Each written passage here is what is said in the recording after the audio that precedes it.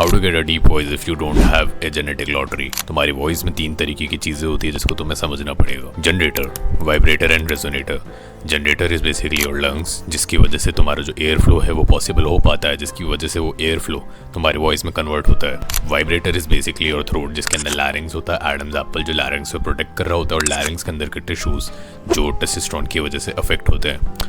Resonator is basically तुम्हारे जो nasal cavities है, जिसमें तुम्हारा माउथ और नोज आता है। तुम्हारे माउथ और नोज के पीछे एक खाली जगह होता है, more like an empty room, जो कि फैरिंग्स कहलाता है, जिसकी वजह से ही तुम्हारी वॉइस किसी भी तरीके का एको साउंड क्रिएट कर पाती है, लाइक दूर तक जा पाती है, राइट।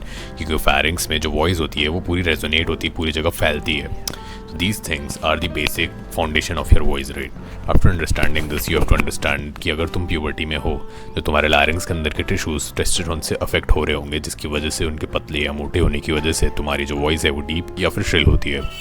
अगर तुम्हारे टिश्यूज लंबे और मोटे हैं then you have a deep voice just like me, but अगर तुम्हारे टिश्यूज वो पतले हैं then you have a shrill voice, या फिर एक ऐसी वॉइस जो कि बहुत पतली है, right. So you have to understand this. Now, there are things जो कि तुम कर सकते हो to make your tissues thicker and actually make your voice deep. देखो, larynx जो होता है उसमें 2 तरीके के larynx होते हैं। एक होता है जो larynx के बीच की जो spacing होती है वो बहुत कम होती है, नॉर्मल होती है। उन लोगों की वॉइस जनरली डीप साइड पे होती है या फिर एक नॉर्मल साइड पे होती है।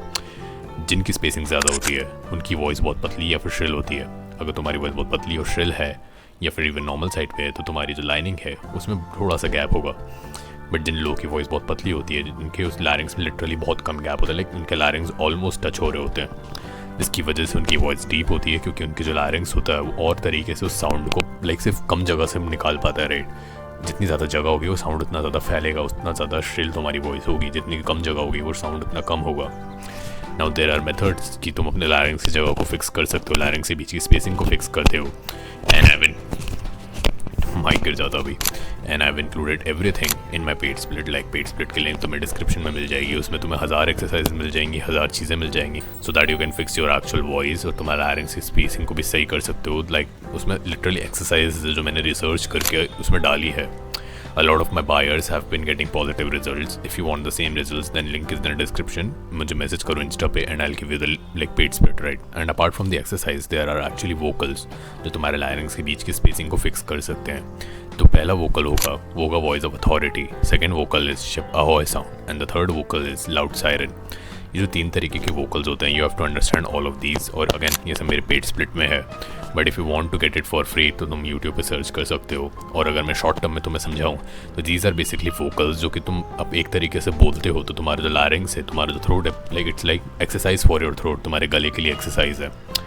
After you practice this vocals, you'll actually have tremendous benefits. Like you will have changes in your voices after doing this consistently for few months.